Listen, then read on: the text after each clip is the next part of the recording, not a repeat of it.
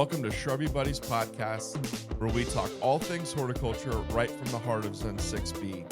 So grab a drink, step into the garden, and grow with us as we talk plants, tools, tips, tricks, with a healthy dose of comedy and banter.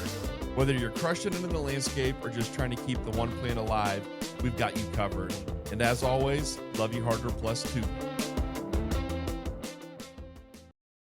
Hey, Shrubby Buddies, and welcome to this week's episode of the podcast. I am Matthew C. Guthrie the first, joined alongside by Timothy Daniel Fleischer the second. The first. Yeah, I'm the first. Timmy, how are you today? Good. Yeah. How are you, Matt? Good. Glad to be back in the podcast room. Here we are. Here we are, Lord. Here we are, Lord. What's new with you? Storm damage. Storm damage today. Nobody wants to hear about it, but I'll bring it up. Yeah, we can talk about it, but you said no one would want to hear about it. You were like, oh, for our topic today, can we talk about storm damage? And I'm like, no one wants to hear us ramble on about. Yep. So today in Dublin, we cleaned up storm damage from the weekend. So this past weekend in Central Ohio, we had some pretty nasty storms roll through on Saturday with some localized storm damage. Tornado? No, don't. Microburst? Maybe. Okay. Straight line winds. I don't know. It wasn't a tornado would have a clear defined path of destruction. Okay. Right? Yeah. Okay. This wasn't. This was a wide area. This was just a all little across here the and city. a little here. Yeah. It was so localized. Nothing was twisted. Everything was just snapped off. So we're going microburst. Or straight line winds. I don't know. Just a thunderstorm with 60 mile per hour wind gust, 70 mile per hour wind gust, and there's leaves on the trees. Yeah, it makes them extra heavy. And it was all of the green ash, honey locusts, cottonwoods. What else? Bradford pear. Bradford pear. That's a blessing. But yeah. And did you say silver maple? Silver maple, yes.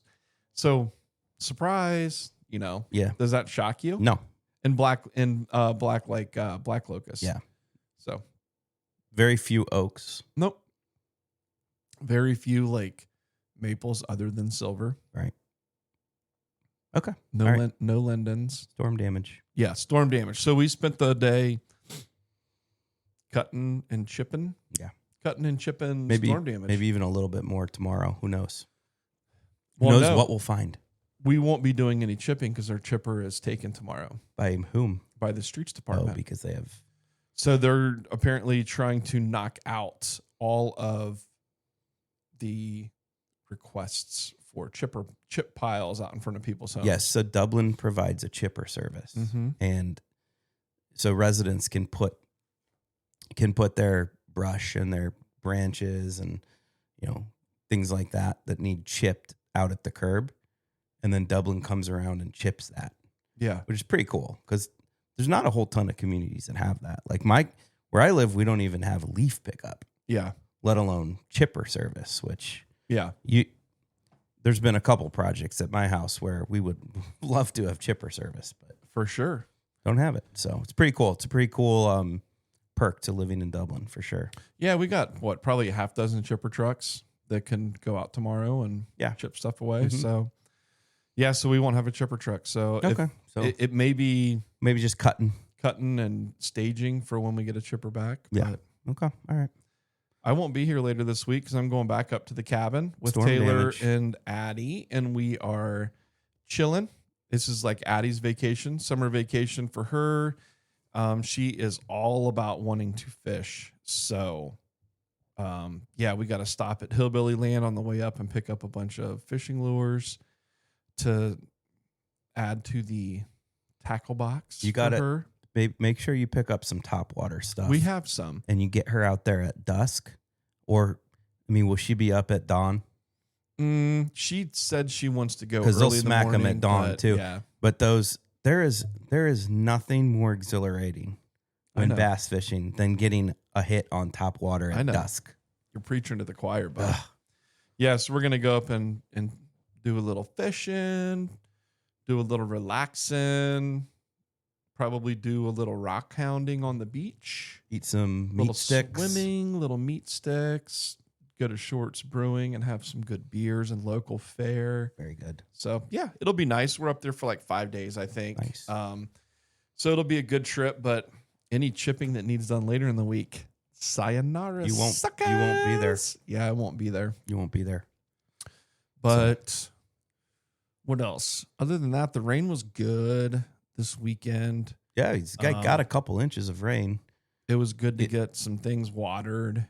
It paused the golf tournament in Dublin, the Memorial Tournament, for a little bit, and they had to do some of the third day on the fourth day to catch up. But they got it all finished on Sunday.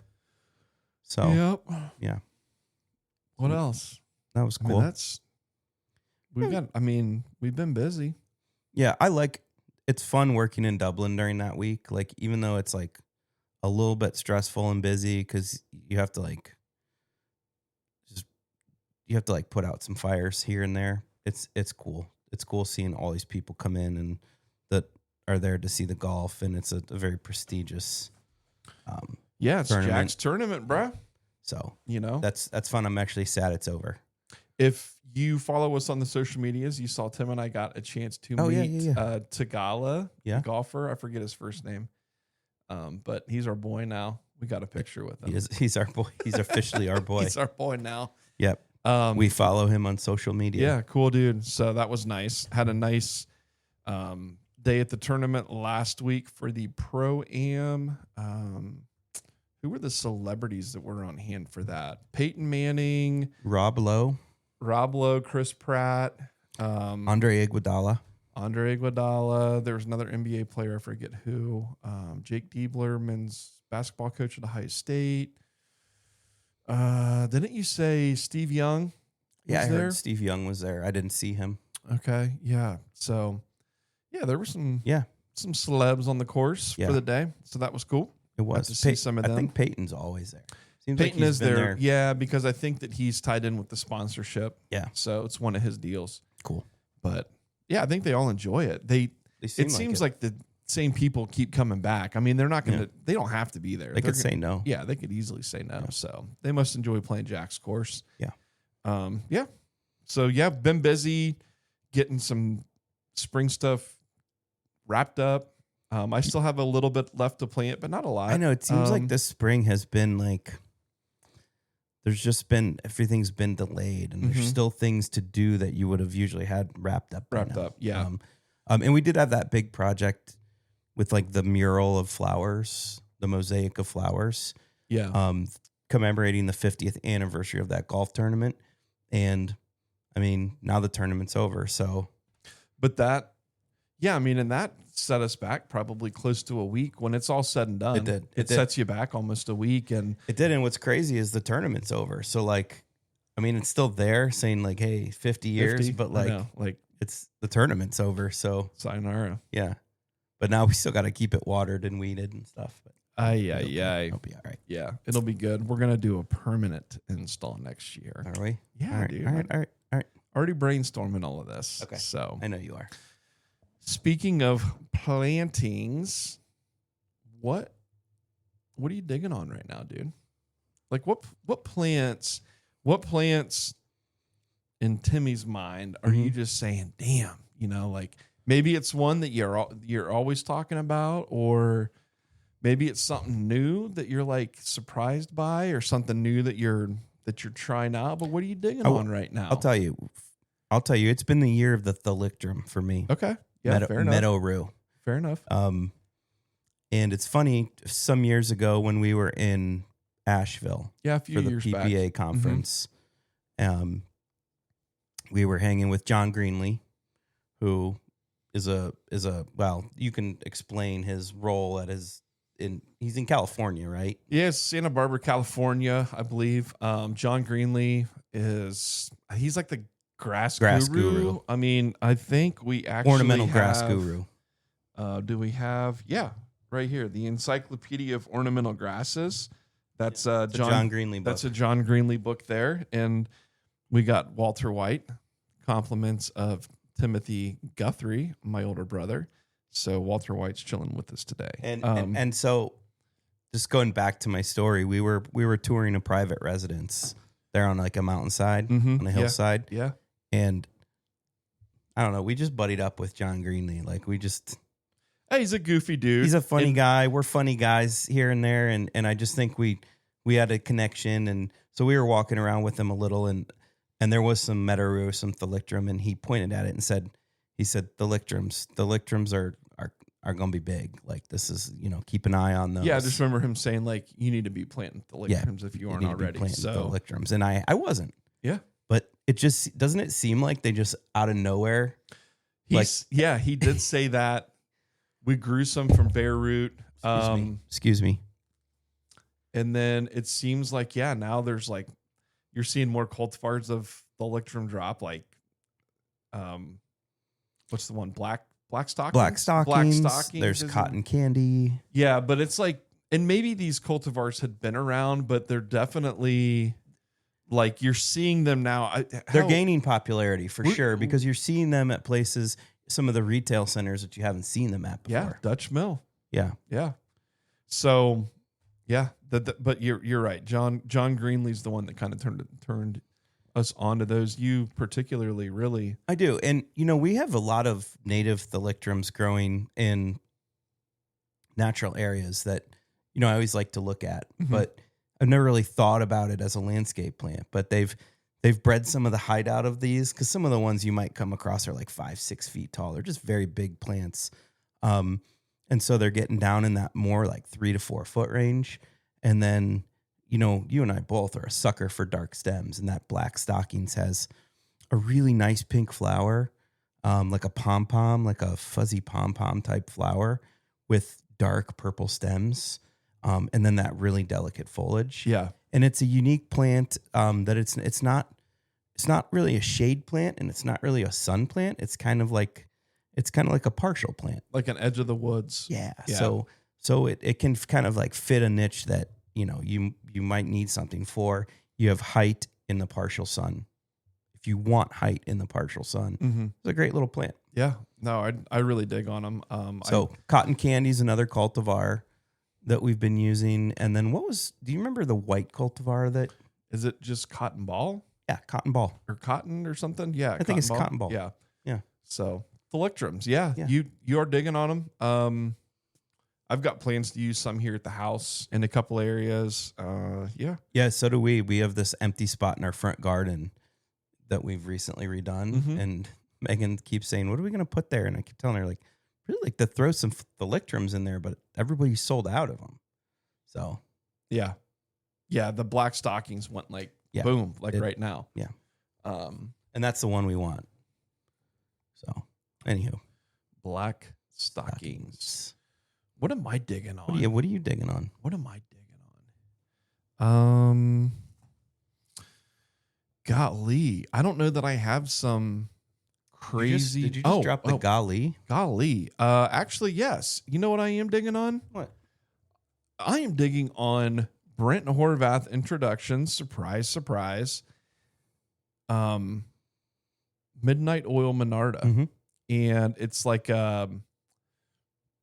dark black, not black, but like a dark bronzy, kind of burgundy bronzy foliage. And Monarda, by Monarda you mean bee balm? Yes, bee balm, sorry. And then just like the kind of lilac-y colored flower on it. But Brent and I were having a conversation on Friday about just plants, just talking plants, grasses specifically, but we did hit on the Monarda, and he was like, if you like Midnight Oil, you have to get BB King Monarda. BB King? BB King. So I'm like, oh, cool, like the singer. He's like, yeah, BB for Bumblebee. So Bumblebee King Monarda. Okay.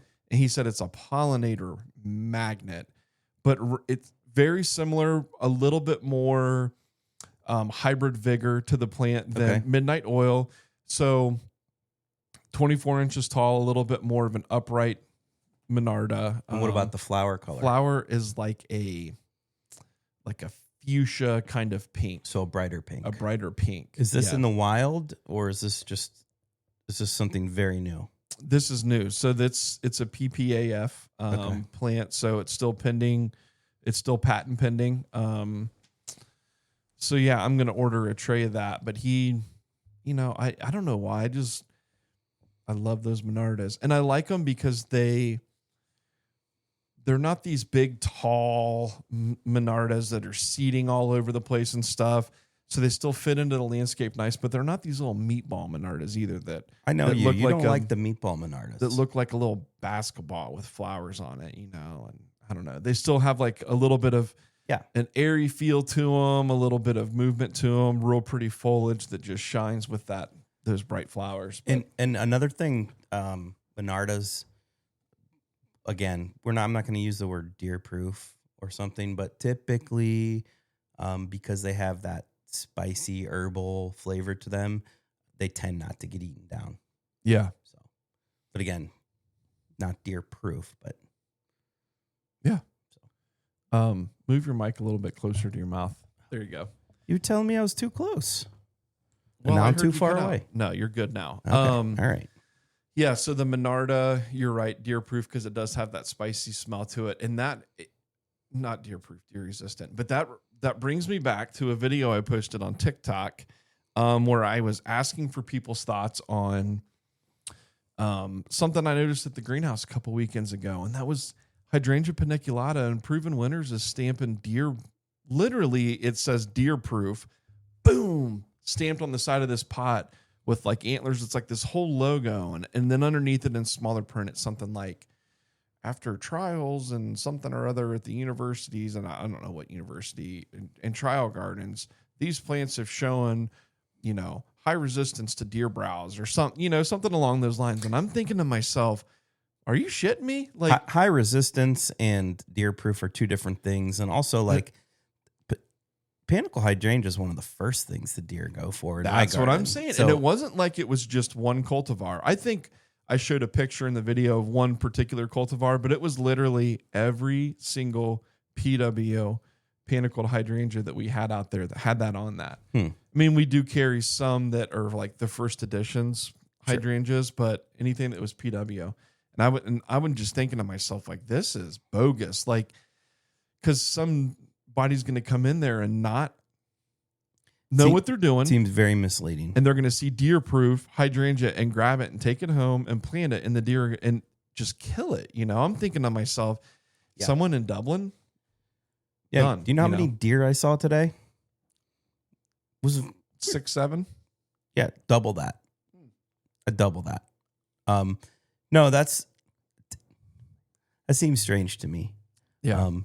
Unless they've bred in some sort of like flavor that deers don't like, but you don't think they did. Or they bred in like the flowers secrete the smell of coyote urine. That'd be pretty cool. Right? Yeah.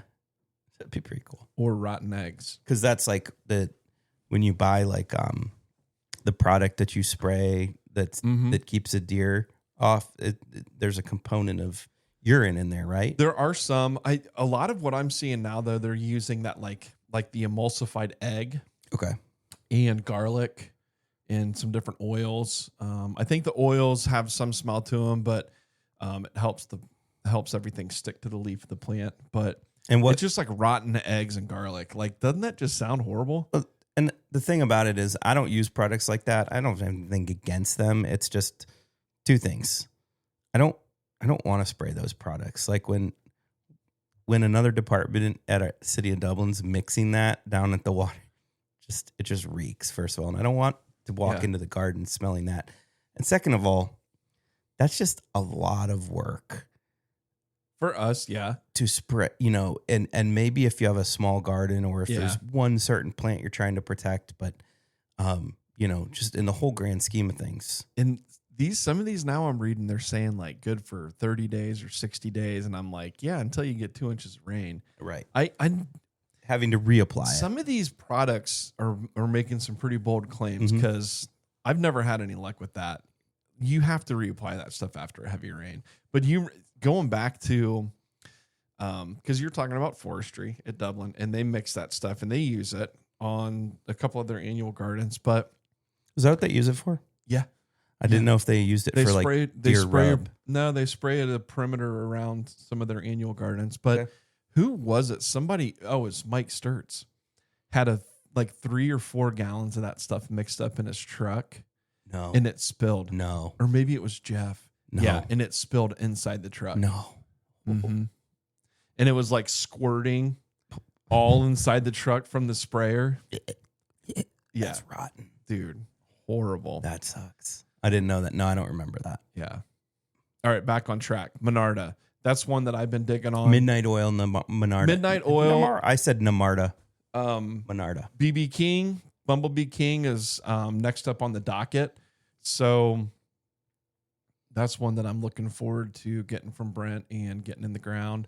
We had a really interesting email came through a few weeks ago from, can't remember the lady's name, but she works for John Greenlee out in California. Emailed us, hey,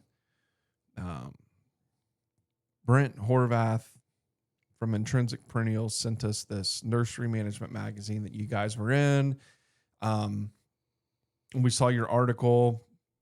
John wanted me to reach out to you guys and tell you that you need to order some brush strokes, Cecillaria brush strokes. So one of his introductions of an autumn moorgrass. And what'd you say? I was like, oh, funny you say that because we've used it. Tim's obsessed with it. Love it. And we plan on getting more, but yeah, brush strokes. So it was just an interesting conversation, email chain. And then to piggyback onto that part of what Brent and I talked about Friday were some of these grasses that Greenlee has, because I'm looking through his list of stuff on his website and I'm like, okay, is this zone hardy to us? Okay, no, that's not. Maybe this one is, but how does it reseed specifically some of the pennisedums grasses? Because what is it? Hamlin, fountain grass seeds around pretty Penicedum. Yeah, Penicedum. But Hamlin and does Carly Rose? I think Carly Rose seeds around. Hard to say. I don't know. I'm not big on the pennisedums or the Penicedums. He's got some interesting ones out there in California. Yeah. And so I just picked Brent's brain on it and like, have you grown any of these? And he's like, oh yeah, I've tried most of them. And he was telling me which ones he had success with and which ones he didn't. And then, he sent an email over with some other suggestions. Okay. So, anxious to order in some of that stuff to see how it does. For sure. And try it out. And the brush strokes that you mentioned, that's is that something that's going to be readily available? Probably not. Yeah. It is now for us, but in your local garden center. No. You can't even, so unfortunately. You can't even get regular. Yeah. It's hard to find just to get Cecillaria autumnalis, just plain old autumn moorgrass. It's hard to find in a regular garden center. It's a cool plant. I think that Google it and take a look, but also maybe in B-roll we can throw some photos of that little parking lot island I have with just these long stems with the flower head on them. And it just again, you just got to see the picture. They're just a small semi-evergreen, tough little grass with a cool lot of season grass, tons of personality. Yeah, with this I mean thing. They just fit perfect as the base layer for. I don't think there's planting. anything that those wouldn't go well with. As far as a pairing. Yeah, so we use a lot of John's other introduction, Greenlee Hybrid. Have a lot of good success with that. It's very similar to regular autumn moorgrass, but a little bit smaller in size. But yeah, so brush strokes. That's another one you're digging on. I do. I'm digging hard on the brush strokes. Yeah, that's a good one. So I'm anxious because there's feather reed grass that I want to get that is Calamagrostis. Yeah, it's Calamagrostis, but I can't remember which cultivar it was. We talked about it this morning. Nootka.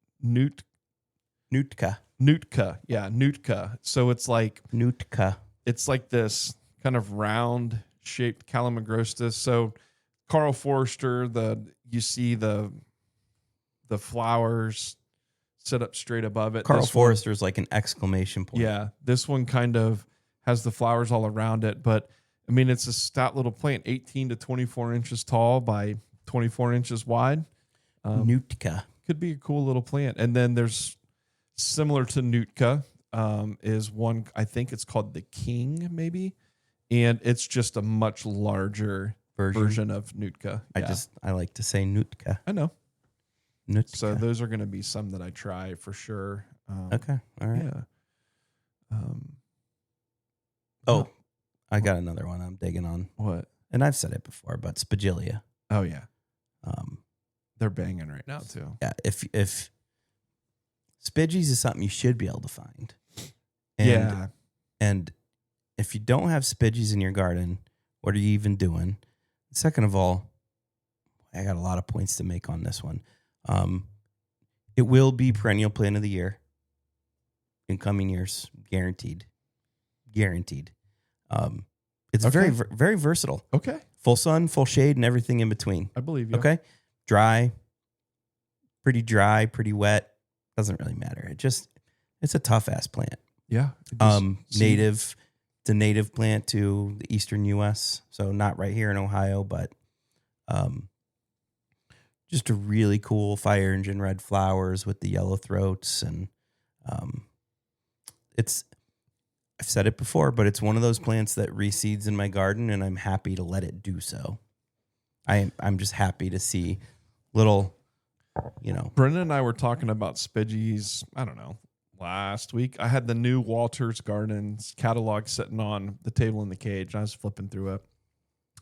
And it might have been Friday. I don't think you were there. And came across a page that had their cultivars of Spigelia that Walters grows. Mm-hmm.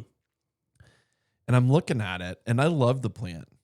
But I'm like, is it really necessary to have this many different cultivars of Spidgie? Because there's like, I don't know, 5 or 6 different ones in there. And I'm like, I can't tell a damn one apart. And that's the thing. Like, I'm pretty good at telling stuff apart like that. But with the Spidgies, it's just like, you're saying that one's a little bit more orangey? Yeah, one called orange slices. And I'm like, and then one called apple slices. Yeah. And I'm like, they both look just pretty red to me. Yeah, exactly. I mean, we were both like this. Okay. Like this color red. Yeah. Like whatever. But yeah. Maybe I didn't look at the size. Maybe it was the size thing. Who knows? But I think it was more flower color. Yeah. Is what they were getting at. And I just wasn't seeing it. Yes. So what you're saying is you can't go wrong. The Spidgies, just whatever cultivar you find at your garden center. Close your eyes. Buy it and plant it. Boop, this one. Yep. Buy it and plant it. You know what I think's crazy? Here we are, like first week of June, right? It's June 8th. Yeah. Butterfly weeds flowering. Alliums are flowering. Yes, it seems a little early, doesn't it? I'm seeing stuff that would be expecting to see in July flower. Sure. Flowering like now. And I'm not talking like it's just starting to set these flower buds. I'm talking butterfly weed is in full on flower. And it's a pretty plant. There's allium that's in like millennium that's in full on flower. I'm just like this. It's just odd, just strange. I've seen sedum with flowers, like fall flowering sedum. And if I remember correctly, because I have some of the butterfly weed planted near penstemon, dark leaf penstemon, like Cossackers Red or something. And the penstemon's flowering. The penstemon's still like full on looking beautiful. Oh, and usually that butterfly weed starts to bloom as the penstemon's done blooming. Yeah. So everything's a little early. What are you going to do, though? You noticed anything odd in the gardens like that? A little bit strange. I mean, I'm just thinking like that. Butterfly weed and allium. I don't know. Not really. I mean, yeah, those two were big ones. I mean, cone flowers are going. Yeah, I've seen a few cone flowers opening already, which is a little bit early. Yeah, purpurea. So palette of flowers a little earlier. Yeah, but yeah, these are purpurea. Yeah. Interesting. I wonder what that's all about. Climate change. I started watching this show on app. What? No? Don't say climate change. Why? I don't want to lose viewers. You know what? listen here, bub. I watched this show on Apple TV the other night called Extrapolations. It's like a drama about climate change. So the first episode takes place in 2037, I think. Okay. And then it kind of like, it jumps 10 years and then it kind of, but it's scary, man. Like, because a lot of what they're showing in the show is like stuff that we're seeing right now. You know, it's all based on the 1.5 degree Celsius rise in temperature. And by 2037, they're talking about like it's 2 degrees, but we're trying not to go to 2.5 degrees. And yeah, it's just wild, you know, like what if things don't change, what we could experience. So I don't know. Yeah. And it's nuts to me that one might see this data and just be like, there's nothing we can do about it, or we're going to refuse to believe it, or we'll refuse to do something about it, even though there are steps we can take as a society to curb some of this. Yeah, to mitigate it. Again, that's a whole nother episode, I suppose. Yeah, I don't understand. You're right. Like why it became a polarizing issue. Why are we dismissing science? You know, that used to be one of the heart and backbone things of this country was science and innovation. And am I getting a little too deep with this right now? I don't know. I got nothing. Anyways, yeah. So that stuff's flowering early. Tim, you found something kind of interesting today at work that you wanted to talk about on the show. What? I did. So I was taking a look at one of my favorite sweet gum specimens in Dublin, and it's a sweet gum, liquidambar styraciflua, gold dust is the cultivar. So it's got neat variegation in the leaves, like dappled yellow spots, and inconsistent. So some leaves might have just a little touch of it, and some are full of it. And I pulled down a branch to show somebody, and I found a few leaves on this branch had rounded. So if you can picture a sweet gum leaf, it has very pointed leaf tips. But these were rounded leaf tips. And there is a cultivar called Rotunda loba that exists. And it looked very similar to that, but it had the variegation on it too. Yeah. So I was like, Matt, I think I found something. And we looked at it, and Matt took some pictures, and Matt sent the photos over to Dave Danaher and gave him a call, and he seemed pretty excited about it. He said, keep an eye on it. If it continues to stay stable through the year, mark it, and then in the winter, let's see if we can propagate some of that. Yeah. So yeah, that's pretty cool. Dave's a cool dude. He's an older gentleman that lives, 30, 35 minutes from us here. He's kind of in north central Ohio, north of Columbus. But he's a plantsman for sure. And he does a lot of plant propagating, specifically with trees. So he's doing a lot of grafting and things like that. But what sets his nursery apart is that the things that he grows are so one-off and unique and cool. And like if you're a plant person, you'd just be in heaven walking through his houses. Yeah, for sure. So he sells like collectors type plants. I mean, He sells the normal stuff too, but for example, there's a tulip tree that he has got, and I can't remember the cultivar name on it now. But it's not Oreo marginata, because that's the tulip tree that you can find in the trade is Oreo marginata. But this one's a little bit different. This one has bright yellow variegation, and it holds that variegation better from the time it leaves out until it drops the leaf. Mm-hmm. And it never varies through the season, and it just looks like the tree's glowing. But you're not going to find these anywhere. You're going to find them at a nursery like his. And what did he say? $300 for a 6-foot tall tree, and it's probably in a 3-gallon pot. Yeah. I mean, 6-foot tall tree, very, and it'll be a very skimpy looking tree. And that's the thing. Like, that's just one of many cool things that you'd find at his place. I always try and explain to people, I say, have you ever heard of Mr. Maple? Now, you had the Mr. Maple hat on in last week's episode. So Mr. Maple, if you're unfamiliar, they're a tree nursery in Tennessee. Is that right? Or is it in North Carolina? Anyways, down in that area. And they are they do online sales of plants. Mail order plants. They do have this crazy good YouTube channel where the brothers always introduce, it's like a new Japanese maple a week or something crazy like that. But if you've heard of Mr. Maple, Danaher's very similar to that, but much smaller scaled.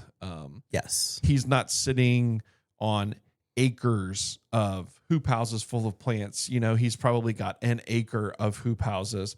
Now, he does have some really cool field grown stuff too, but Dave's nursery is much smaller. He does. It's very cool. I mean, we've walked around his houses and then gone back in the field, and it's like if you're a plant nerd, it's cool. It's he's like got all these like finding cool, all like, these treasures, tree treasures, like back in the like variegated things and dwarf things and weeping things and and so usually when we find something cool like this, we'll alert him, because if there's someone who can help us get it propagated, he'll be the one to start with. Yeah, right? if he can't do it, he knows people that can, and if it's something worth taking and trying to get into the trade, he knows all of the ins and outs of that, because he's brought plenty of plants too.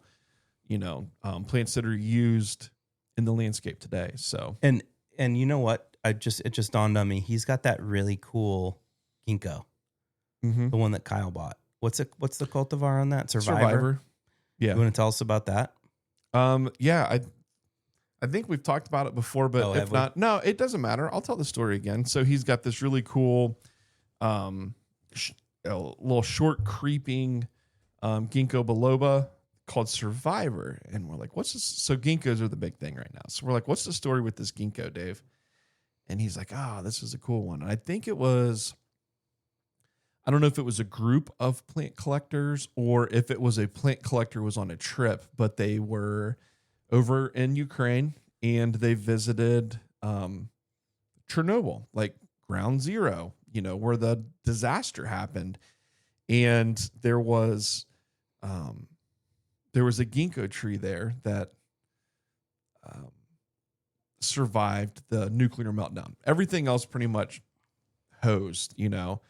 Ginkgo, it survived it. Who knows how? It's like the cockroach of freaking trees, right? Okay. And this particular specimen?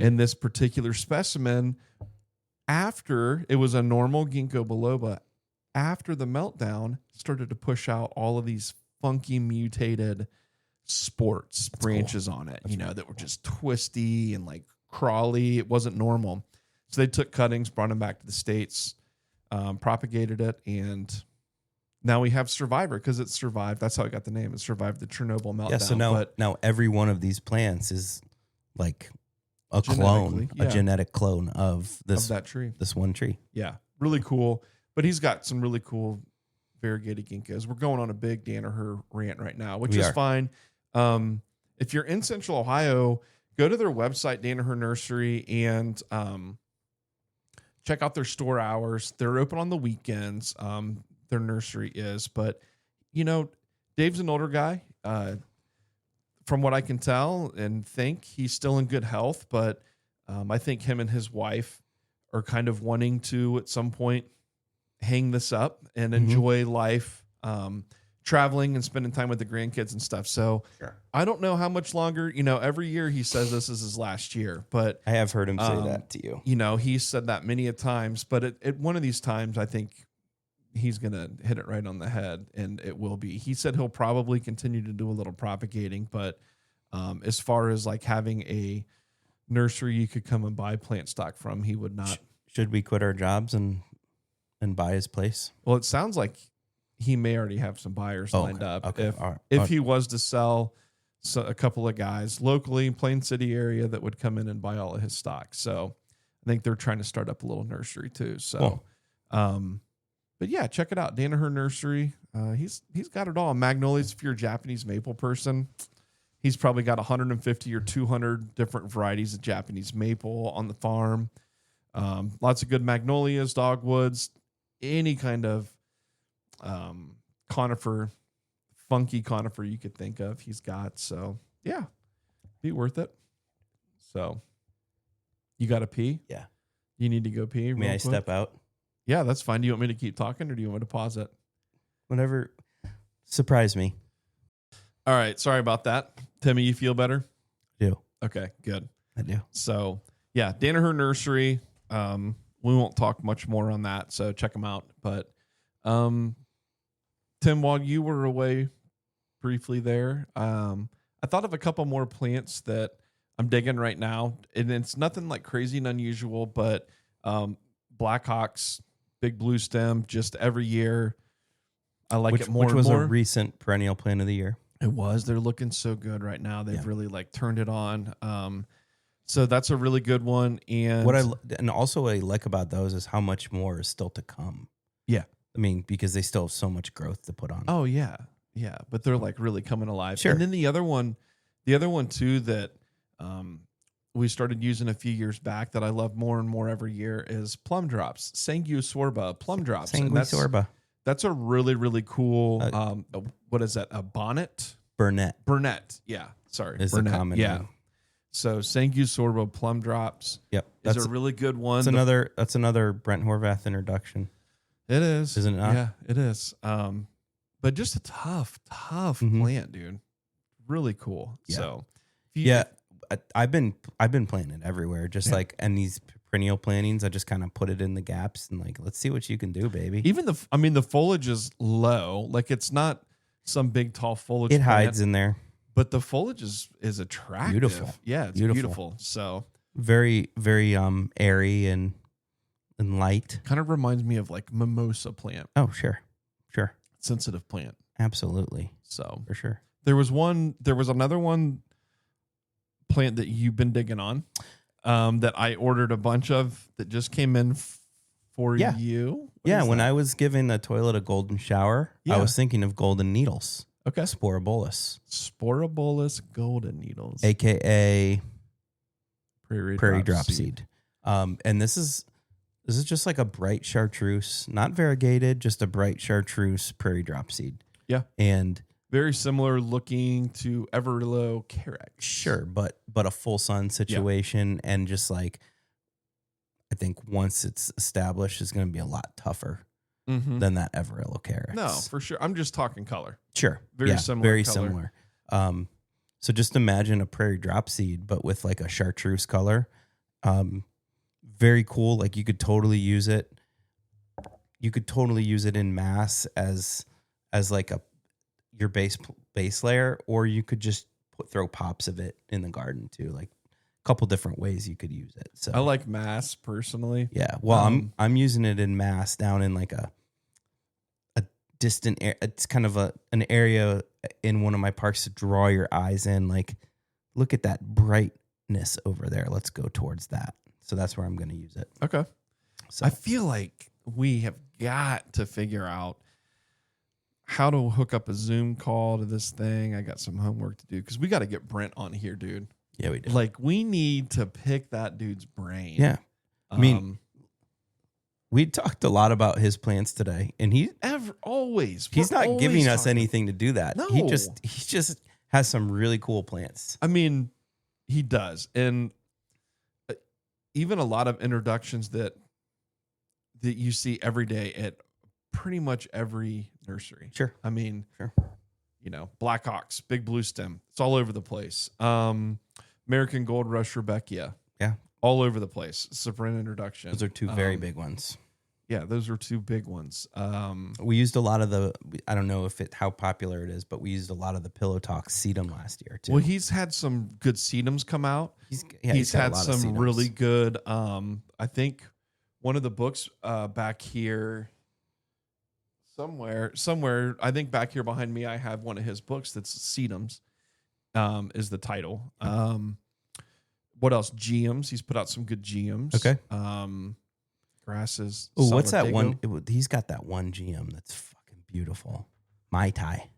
That's his, right? Mai Tai GM is his. Ooh. Yeah. So he's done some incredible things. Monardos, So yeah, he's done some really, really cool stuff. And this latest one is the Scirpus Stars and Stripes. Stars and Stripes, yeah. which is like a striped, variegated, grassy like. Yeah, I'm not very familiar with Scirpus, but it's definitely cool. It's definitely interesting. I'm not super familiar with it either. Cool plant, definitely interesting. I love that he's come out with it because it seems like a lot of people are excited about it.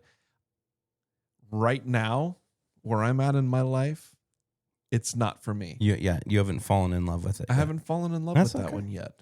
But everything... Who knows what tomorrow will bring? Who knows what tomorrow will bring? So we need to figure out how to get Brent on here so we can just talk about like how he does it consistently. You know what?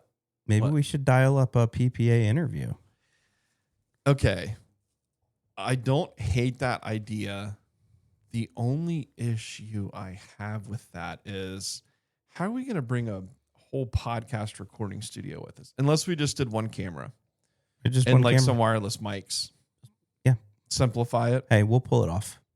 We can definitely try. We'll pull it off. We'll talk to him at Cultivate next month. So he's got to agree to that first. Yeah. What else? One plant that, one plant I wish I could grow that I can't. It's a shade-loving perennial is Actea. I've tried a handful of times. Is there a specific one that you... I can't remember the cultivar names. I've just never had great luck with Actea, and it bums me out because I really like that plant. Because I use that... I use some of that you got it like bare root, and we... Yeah. And I don't know what cultivar it is because I don't think they had labels, but it's doing fine. Is it? Yeah. Okay. It's its first season, so it's there and it's growing. It's not super vigorous yet, but yeah. Another one we're looking for our front gardens, beside that Thalictrum is like an Actea chocoholic, and I just can't find it anywhere. Yeah, so maybe that's the one that I've tried. I'd like to try to grow it, but I have trouble finding it. Yeah. So. Okay. I'll keep my eye out too for it. Actea is one that I've struggled with, and some of the coneflowers like Powwow Wildberry. I know that's a really big one in the nurseries. I don't know what it scored at Mount Cuba, but it's very important what it scored at Mount Cuba. Hey, you've turned me on to that. I know, I bust your balls about the trials and stuff, but I find myself going to Mount Cuba in Chicago and checking out Richard's stuff too. You know who got the highest rating on that Mount Cuba trial? Picabella. Okay. So FYI. But I think Powwow Wildberry is one that I've struggled with. Not white Powwow Wildberry, or not Powwow White, but Powwow Wildberry. Like with it coming back? I've had it come back, but it just doesn't look good. Okay. It's short, stumpy. Okay. Just doesn't, yeah. Okay. All right. But interesting. I don't know. So there's a couple plants that that I love that I just sad because I can't grow them really good. I planted some echinacea. I believe it's called Glowing Dream. Yeah, it is. I ordered it for you. And it's got a real nice bright pink flower and a bright orange center. A little bit more on the compact side, but not super small. And then some dark stems. Like we're suckers for those dark stems. So I'm excited to see how that one evolves. Yeah. So very cool. Yeah. What else you got to add to this week's episode of the podcast? I mean, it was really just kind of a grab bag. A potpourri, if you will. No real defined topic, just kind of what we're loving and all of that. So yeah, our tomatoes at home are really starting to take off. Did you get Amelia's tomato stand going? We're still working on it. Okay. Like we don't need to have it going until we actually have tomatoes. So we've got a little bit of time built in. So we're working on it. I need to get some casters because we want it to be able to roll down the driveway. I can hook you up with some casters. You can? Mm-hmm. Like, what do you mean hook me up with some casters? Hit me up. Okay. I was just going to run to Home Depot and get some casters. Hit me up when you want casters. Okay. I didn't know you were. I'm a caster guy. I didn't know you were a caster dealer. I'm a man of many things, one of which is caster dealing. So, yeah, hit me up when you need a caster. So, yeah, we did 26 tomato plants this year and like 9 peppers. But usually, I don't think we've ever had more than like 10 tomato plants. So, we're going to have some tomatoes. So, hopefully she can sell these tomatoes. Golly. That's going to be part on us. Golly. Golly, indeed. Getting it out there on social media to the community saying, hey, come by and buy Amelia's tomatoes. And I think we're going to keep them like super reasonably priced too. Like, I mean, we all know that tomatoes taste better out of a garden than they do from the store. And we're not trying to, it's not like something we're trying to get rich about. We're just trying to have fun with it. You know what the key is? What the key is? Yeah. The key is to become friends with the tomato grower so you don't ever have to grow your own. Oh, yeah. Because I know you're not interested in growing vegetables. So here's the thing. That's fair. No, here's the thing. First of all, I don't really have the property that's set up for growing vegetables. Now, my front yard's small, is relatively small.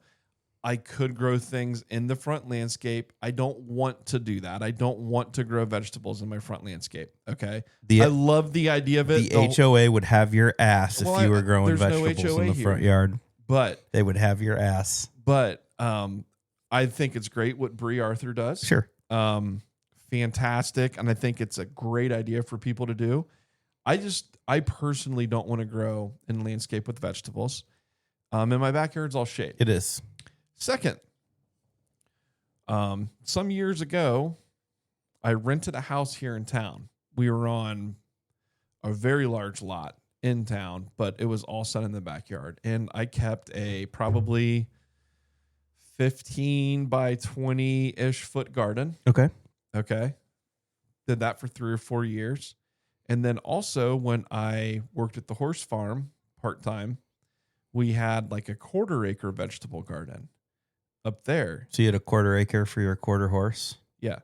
And let me tell you, I got my fill of vegetable growing. You're done with that shit. Those are big gardens. It's a lot of weeding. Mm-hmm. It's a lot of like pinning leaves around cauliflower and, I mean, we grew it all. And I don't know if I had sun in the backyard, I'd probably grow some more vegetables, but I just don't. So I get it. It is what it is. So instead, I'll just mooch off you. And that's fine. And I mean, there is something just really nice about going like in July and August, going out to the garden and grabbing a handful of tomatoes, slicing them up. They're nice and warm from the sun. And then just throwing them with some basil and some mozzarella cheese and some olive oil or something, like just that simple salad with those tomatoes you grew. Yeah. It's not like a cost saving things at all. It's just all about, they're just better. Yeah. And everything is better. I mean, let me see here. Top 5 things that you can grow on your own. Tomatoes. There's no particular order. Tomatoes taste way better homegrown than from the store. Peaches. I've met several people in my life that said they don't like peaches, and I'm just convinced they've never had a good peach, because a peach just plucked straight from a tree that's perfectly ripe, usually it's actually fallen to the ground already, and then you pick it up, and just like warm from the sun. That's tough to beat. Carrots is another one that you'll never get a carrot at the grocery store that tastes like the carrot you can grow in your garden. So that was 3, right? Mm-hmm. You got any, or you want me to keep going? I want you to keep going. Okay, potatoes. Okay, homegrown potatoes. You grow just some of the smaller ones. What are they called? Like the new potatoes. And you boil them and then mash them with your fork and put a little butter and parsley on them. That's really tough to beat. That's really, really tough to beat. And then 5, did I say I had to have 5 things? Yeah. Oh, man. Radish? I was going to say radish. Or sweet corn. Yeah. Sweet corn for sure. Sweet corn's tough to grow because you need some real estate for that. Yeah, you can't. But a radish is easy to grow because you can easily just till up. You can grow radishes in a container, Yeah, and radishes are something you can start super early in the season, prior to frost being done, and it's like one of the first crops you'll get. I will say, a perfectly ripe radish is great, but radishes have so much variability. Like there was one year where all my radishes were just hot. Like I couldn't eat them. And it wasn't, but it was just too hot. Like I liked my radish a little spicy, but it was just like, you couldn't even enjoy it. It was they were all just that way. So I feel like I don't always have the success with radishes that I wish I had. So, okay. But anyways, yeah, cool. I think radish was a good one to round out that list. Nice. Yeah. I like that. Yeah. Another one that you don't like that's really easy to grow is beets. Oh, yeah. Super easy plant to grow. Although it's one of those crops you can plant several. You can plant it, harvest it, plant it again, harvest it, and, harvest then again later in the fall. So I liked the beets that you prepared for us at the dinner a year and a half ago. Those were good. Thank you. But yeah, I can't just sit down like some and just eat pickled beets out of a jar. Taylor can do that. I can't do it. I get it. It can taste like soil. So just not for me. But you know what I don't understand is how Brenna doesn't like mashed potatoes. Yeah, Brenna, that's weird. Right? Yeah. I don't know. That's really weird. Yeah. I mean, because there's so many potatoes, too, that have a mashed potato texture to them. Like even the inside of some French fries, it's just like, it's like mashed potatoes with a crispy coating. Outside. Yeah. So anyways. Love it. Yeah. Right on. It's a weird thing not to like. Yeah. But to each his or her own. Yeah. Cool, man. Well, I think that about does it for this week's episode. Okay. Unless you have anything you want to add? No, I mean... Or is your little heart content with this episode? My heart's content. I always have stuff to add, but my heart's always content, too. There's always next week, right? A little pitter-patter. Cool. There's always next week. All right. Well, until next week, I'm Matthew C. Guthrie the first. And I'm Timothy D. Fleischer the first. And we love you all harder, +2. Bye. Rock on what you got, man. Bye. Bye.